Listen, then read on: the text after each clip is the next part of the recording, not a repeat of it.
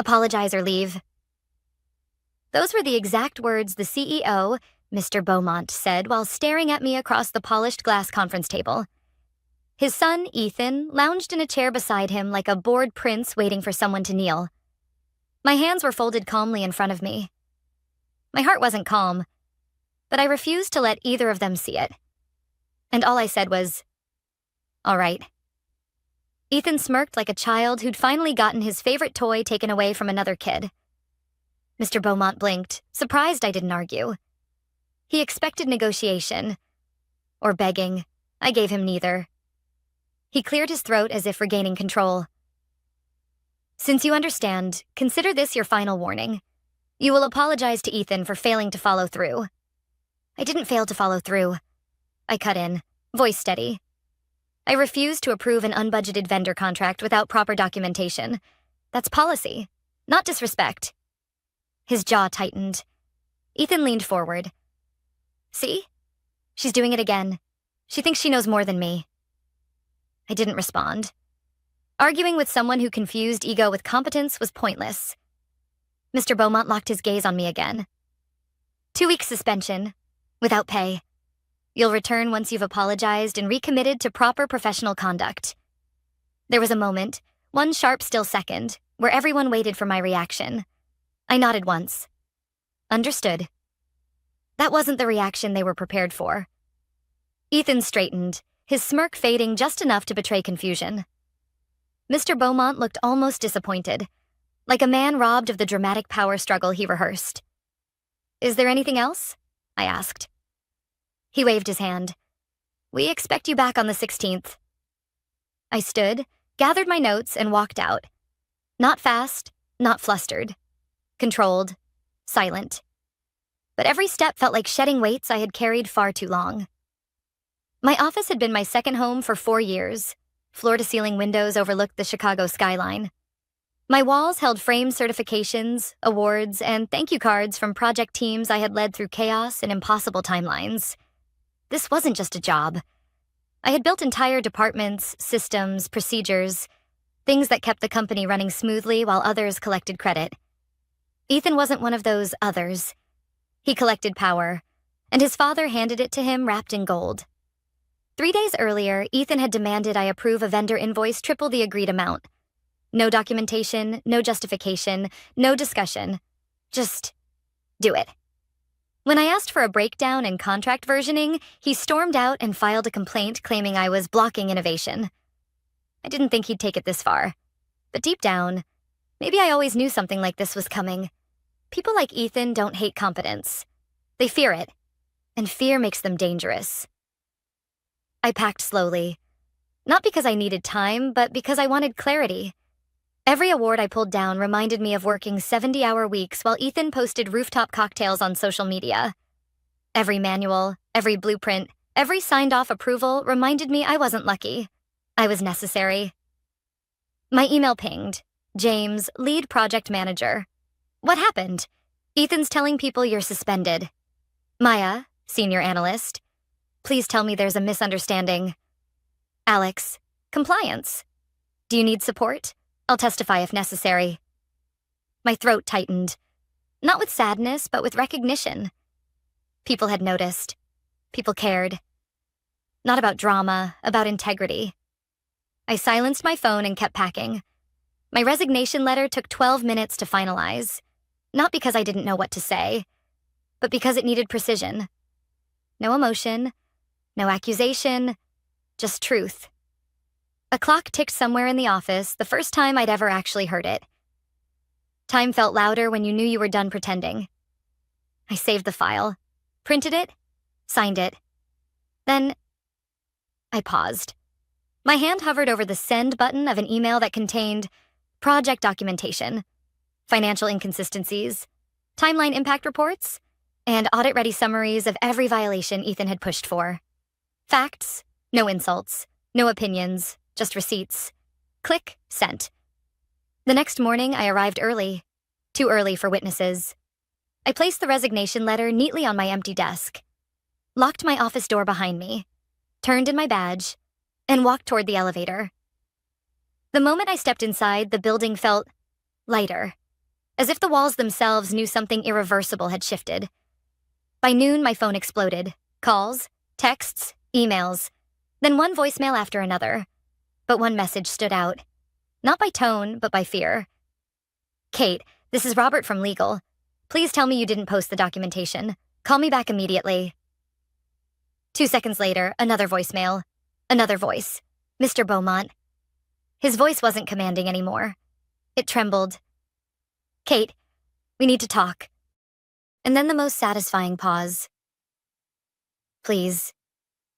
That was the moment I knew. This wasn't the end. It was the beginning. And the consequences? They were only just starting to unfold. When I arrived at the office the next morning, I didn't expect a spectacle. I expected quiet awkwardness, maybe whispers. But the moment I stepped into the lobby, I realized something else entirely had happened. People were staring. Not subtly, not politely. Wide-eyed, stiff-backed, waiting. The receptionist, who normally smiled at everyone like her life depended on it, looked pale. She cleared her throat. "Kate, the CEO asked me to send you upstairs immediately." No greeting. No small talk. Just urgency. I nodded once and stepped toward the elevators. As the doors closed, my phone buzzed again. 5 messages from people I barely spoke to. 1 from a client, 2 from department heads, 1 from HR, and 1 from Ethan. "Where are you? We need to talk." I didn't respond. The doors opened to the executive floor, a place that usually felt tense from ambition, but today felt suffocating. Whispers stopped the moment I walked through. Someone hissed under their breath. "That's her." Another murmured, "I told him she wouldn't take it."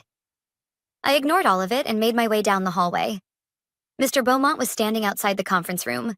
Not seated. Not relaxed. Standing, pacing, jaw tight. The moment he saw me, his expression morphed into something between relief and anger. "Kate," he said, "we need to speak. Immediately." Behind him, the company lawyer, Robert, held a stack of papers and looked like someone had drained all the blood from his face. And next to him, arms crossed and eyes burning, stood Ethan. He looked different today. There was no smirk. No arrogance. Only panic disguised poorly as rage. I walked inside calmly and took a seat. No one else sat. Mr. Beaumont exhaled slowly. "Tell me you didn't send project documentation to clients and board members." "It wasn't to everyone," I replied. "Only to those directly impacted by decisions made without proper approval." Robert shut his eyes briefly like he was silently begging a higher power for patience. Ethan slammed his palm against the table. "You went behind management. You tried to sabotage me." I turned my head and looked at him. Really looked. His anger wasn't leadership. It was fear. "I shared factual project records," I said evenly. "If those documents jeopardize your credibility, that isn't sabotage. It's transparency." Silence. A thick, trembling silence. Robert cleared his throat. "Kate, the board is alarmed. 2 major clients have already requested meetings. One forwarded your documentation and asked whether they should begin transitioning their contract." I didn't flinch. I already knew. One of them called me last night. Mr. Beaumont scrubbed a hand across his forehead. "Why would you do this? Why not come to me directly?" I met his eyes. Not with anger, but with exhaustion. I did. Many times. I let the words settle. Slow. Heavy. True. You dismissed every concern as resistance to change. You let Ethan push policies, contracts, and timelines without oversight. My job was to protect the company from preventable mistakes. And instead, I was punished for doing exactly that. His shoulders slumped just slightly. For the first time, he looked less like a CEO, more like a man realizing something he built was cracking. Ethan scoffed. "Dad, she's manipulating this." "No." Mr. Beaumont's voice cut clean through the room. "Enough." Ethan froze. Everyone froze. Mr. Beaumont looked at me again, expression harder now, but not cruel. Calculating. "What do you want, Kate?" he asked quietly. It wasn't a question of negotiation. It was a question of admission. That he had lost control. That something irreversible had shifted. I took a breath. "Nothing. I've already resigned. His jaw tightened.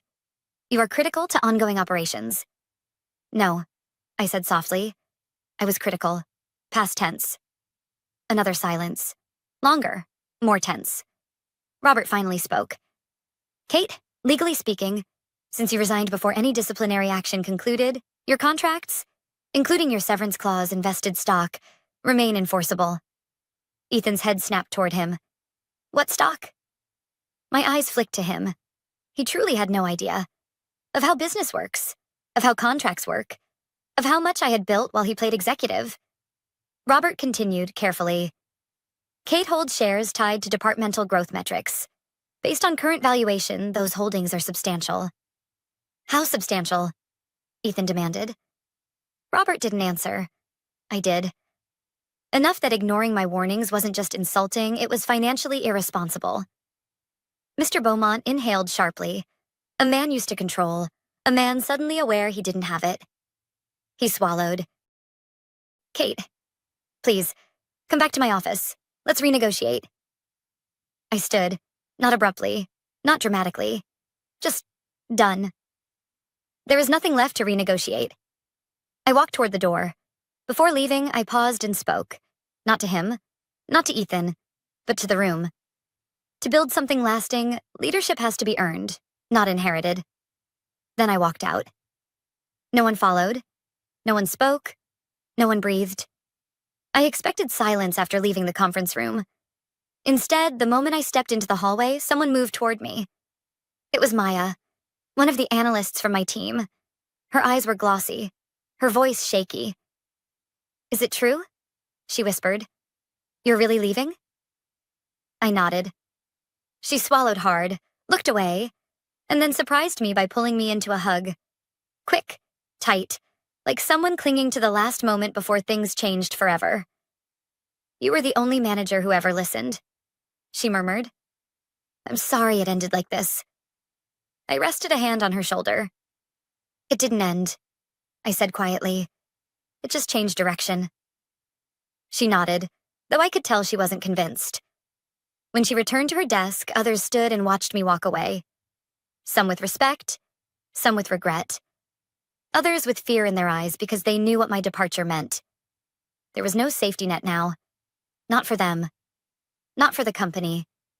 Not for the truth. By the time I reached the lobby, word had spread beyond whispers. The air felt electric, like the building itself was aware that something irreversible had happened. The elevator chimed behind me and I heard hurried footsteps. Kate, wait. It wasn't a voice filled with anger or authority. It was tired. And strangely, human. I turned. Mr. Beaumont approached. No entourage, no lawyer, no Ethan shadowing him. Just a man, older than yesterday, shoulders heavier, eyes uncertain. Walk with me, he said. A request this time, not a command. We stepped outside.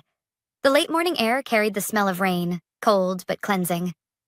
Traffic hummed, indifferent to the power shift happening on the sidewalk.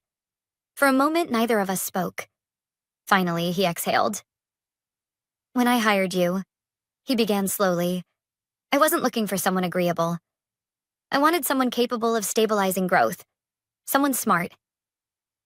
And yet, I said gently, when I followed the policies you approved, I was punished for it. His jaw flexed, the reality settling deeper. I trusted Ethan to grow into the role, he said. I thought he would learn from people like you. But he didn't want to learn, I replied. He wanted authority, not responsibility. That landed, hard. He didn't argue, didn't defend his son, just nodded. There was a long silence before he spoke again. I read your resignation twice last night, he admitted. I kept waiting for anger between the lines. Accusations, bitterness. There was none, I said. Because I don't need revenge. I need distance. His expression twisted, regret sharpening every crease in his face. Kate, I didn't realize how much you were carrying. I know, I replied. That's why I left. Something broke in his expression then. Not pride, not embarrassment. Something deeper. Recognition. For the first time, he wasn't looking at an employee. He was looking at the fallout of his choices. "I'm not here to ask you to return again," he said finally. "But I do want to understand something." I met his gaze. "What? What should I have done differently?" It wasn't a trap. It wasn't manipulation. It was genuinely asked. So I answered honestly. "You should have held Ethan to the same standards as everyone else. You should have listened when your team warned you something was wrong, and you should have recognized that loyalty doesn't mean silence." He closed his eyes for a moment, like absorbing truth felt physically painful. When he spoke again, his voice was low. "I failed you." It wasn't dramatic. It wasn't emotional. It was simply true. I nodded once. "Maybe. But you don't have to repeat the failure." He looked up, surprised. "Fix what can still be fixed," I continued. "Not for me. Not for Ethan. For the people still inside that building doing their best with no protection." We stood in silence after that, two people acknowledging a line that could never be uncrossed. Eventually, he extended his hand. "Thank you, Kate. Not for leaving, but for finally forcing him to look at what he avoided." I shook his hand. Then I walked away. Not fast, not triumphant. Just forward. Halfway home, my phone buzzed, a number I didn't recognize. Normally, I would have ignored it, but something told me to answer. "Hello?" A woman's voice responded, calm and professional. "Hello, Kate. My name is Olivia Martinez. I'm the Chief Operations Officer at Evercrest Dynamics. We received your documentation this morning, not through the company, but through a mutual contact." I straightened, pulse steady. Not anxious, just alert. "We'd like to speak with you," she continued, "about a position, or possibly a partnership." A beat of silence. Then, "Are you available this afternoon?" For the first time since the suspension, I smiled. "Yes," I said. "I think I am." Because sometimes leaving isn't the end. It's the doorway someone else has been waiting to open. I spent the drive home rehearsing possibilities, not because I needed the perfect response for Olivia, but because everything felt surreal. Just 24 hours earlier, I'd been suspended, humiliated, dismissed as difficult. Now a major company wanted a conversation. When I arrived home, I didn't sit down. I paced, slow steps across my living room, letting the reality settle instead of rushing to react. At 2 p.m., I joined the call. The screen lit up with Olivia's face first. Sharp eyes, calm posture, the kind of presence that didn't need to demand respect. Seconds later, two more faces joined. A CFO named Marcus and their CEO, a woman named Eleanor Clark. No boardroom theatrics, no forced smiles. Just three people who looked like they understood competence. Eleanor spoke first. "Kate, we'll be direct. We've seen the results of your work. We've reviewed your documentation, your compliance structure, and your implementation framework. It's rare we see someone combine technical expertise with leadership clarity." I blinked, unsure if I'd misheard. Ethan once told me I was too assertive to be likable. These people were calling that a strength. Marcus leaned closer to his camera. "We've been watching Beaumont Industries for months," he said. "Their instability is becoming public. Your departure may accelerate that." His tone wasn't accusatory, just factual. Olivia continued. "We're expanding and need someone who understands systems, accountability, and growth at scale. We're offering a role that aligns with how you operate. Chief Strategy Officer." I let the title sit in the space between us. Not a supervisor. Not a department lead. Executive. A position Ethan didn't even know how to spell. Eleanor spoke again, softer this time. "You were punished for protecting a company that didn't protect you. We'd rather hire someone who understands the weight of responsibility than someone who wants authority for show." I drew a slow breath. Not because I was unsure, but because I finally felt seen. "What would the timeline be?" I asked. Eleanor smiled. "We were hoping you'd ask. We'd like you to start in 3 weeks, if you're interested." My answer was immediate. "I am." Her smile widened. Not triumphant, just satisfied. "We'll send a draft contract this evening." After the call ended, I sat in silence. Not numb, not overwhelmed, just steady. For the first time in years, my future wasn't tied to someone else's blindness. It was mine. That evening, as promised, the contract arrived. It wasn't a negotiation disguised as an offer. It was respectful, fair, and generous. I forwarded it to a lawyer I trusted, not the one Beaumont used, and closed my laptop. Just as I reached for a cup of tea, my phone lit up again. This time it was James.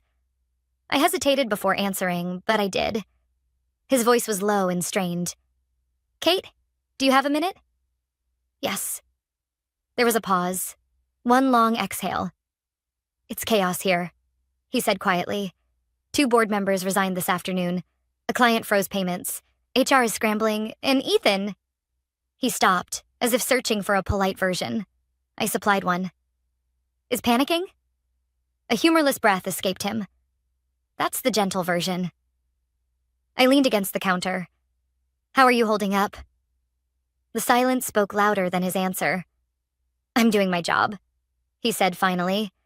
But it's hard watching everything fall apart when it didn't have to. There it was, the truth underneath all of this. It never had to end this way. But ego destroys what humility could save. "You'll be okay," I told him. "You know the work. People trust you. Only because you showed them how to." His words lingered, unexpected, sincere. "James," I said softly, "you don't need me to make decisions. You've always been capable." He didn't argue, didn't deflect. He just whispered, "Thank you." Before hanging up, he added something else, quiet but heavy. "They're asking if you'll come back as a consultant. I told them not to call you unless they plan to listen this time." I smiled, not out of spite, but closure. "Tell them no." Already did. That small detail mattered more than he knew. Someone finally drew a boundary. Not because I demanded it, but because they understood why it mattered. Later that night, my lawyer called. "I reviewed the contract," she said. "This is an opportunity most people wait a decade for. They respect you. Accept it." "I will." "And one more thing," she added, her voice shifting warmer. "You didn't just walk away from a company. You walked away from a pattern. That takes courage." After the call ended, I stood by the window, watching city lights flicker against the glass. I'd always been afraid that leaving meant losing everything I'd worked for. I never expected leaving to be the thing that opened every door I'd been shut out of. And somewhere deep inside, a certainty settled. This was not the climax. This was the turning point. The part of the story where the person who was pushed aside finally takes their rightful place, not out of revenge, but out of undeniable worth. And the people who underestimated me? They hadn't seen the last consequence yet. Not even close. 3 months later, my life barely resembled the one I'd walked away from. My days were full. Strategy meetings, development planning, leadership discussions, not chaos, not politics. People asked questions because they wanted clarity, not ammunition. Respect wasn't demanded, it was embedded in the culture. At Evercrest, I wasn't tolerated. I was valued. Some mornings I still woke up expecting a crisis notification, a last-minute scramble, or an angry voicemail from someone who mistook entitlement for authority. But instead, I woke to quiet, to stability, to purpose. The kind that didn't require proving my worth every single day just to survive. It was a Friday afternoon when the past resurfaced. I was finishing a final review of a quarterly report when my assistant knocked gently. "Kate, there's someone asking to see you. He says it's urgent." I looked up, expecting a vendor or partner, but when I stepped into the lobby, I froze. Mr. Beaumont. His suit looked worn, his posture tired. He held a folder in one hand and in the other, something I never expected to see. Humility. He stood when he saw me. "Thank you for agreeing to speak with me," he said. I didn't agree. I clarified gently. "I agreed to hear why you're here." He nodded, accepting the correction. We walked to a small meeting room. Neutral space, no power dynamic. When the door closed, he didn't start with excuses. He didn't start with business. He started with the truth. The company is failing. There was no bitterness in his tone, just quiet resignation. We lost 3 major accounts. Investors are nervous. The board is restructuring. Ethan, he paused, struggling for the right words. Ethan has stepped down. He's getting help. I let the information sit in the space between us, not to gloat, but to understand. And where does that leave you? I asked. He exhaled. With regret, he said, and hope something can still be salvaged. He took a folder from his briefcase and slid it across the table. Inside were revised governance documents, leadership changes, accountability measures. It was everything I once asked for. Policies that would have prevented everything that happened. Policies now written only after the damage was undeniable. You're rebuilding, I said. Yes, he replied. But we need help. Direction, structure. Then, slowly, carefully, we need you. The words weren't flattering. They were heavy, costly, earned. I studied him. Not the CEO I once feared, but a man who had finally faced consequences instead of hiding behind authority. What exactly are you asking? I asked finally. His voice softened, almost breaking. A chance. Not to erase the past, but to do better moving forward. A long moment passed. I thought about the years I spent shrinking myself to avoid conflict. The nights I stayed late fixing mistakes to protect a company that refused to protect me. The version of myself who believed loyalty required self-abandonment. And then I thought about now. A team who trusted me. A workplace that respected me. A future that wasn't built on apology. I folded my hands. I'm willing to help, I said slowly, but not the way you once expected. He lifted his eyes. You won't return. No. The finality wasn't cruel. It was honest. I will not step back into a role where I had to justify my worth. But I'll agree to consult. Temporarily, with defined boundaries, written authority, and full independence. If you want guidance, I'll give it. But I won't be the person carrying the entire company on my back again. He swallowed. Relief and resignation mixed together. That's more than fair.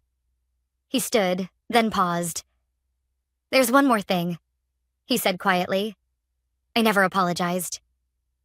I didn't respond, not because I didn't care, but because apologies aren't owed in rush. He continued anyway. I should have protected you. I should have listened. And I should have recognized your value before it cost everyone this much. His voice tightened. I'm sorry, Kate. For the first time since the day I walked out, the tension inside me loosened. Not forgiveness, not reconciliation, just release. Thank you, I said. Sometimes closure isn't dramatic. Sometimes it's a soft truth placed gently where a wound used to be. He left the building with a different posture than he arrived. Not defeated, but aware. I watched him go, then returned to my office. My office earned, not inherited. As I sat at my desk, the thought settled fully. Leaving wasn't losing. Leaving was choosing. Choosing myself. Choosing dignity. Choosing a life where my worth wasn't conditional. Because sometimes the most powerful revenge isn't ruining someone. It's becoming someone they can never diminish again. And I did. Not to prove anything, but because I finally learned something it took years to understand. You do not owe an apology for refusing to be underestimated. Not then. Not now. Not ever.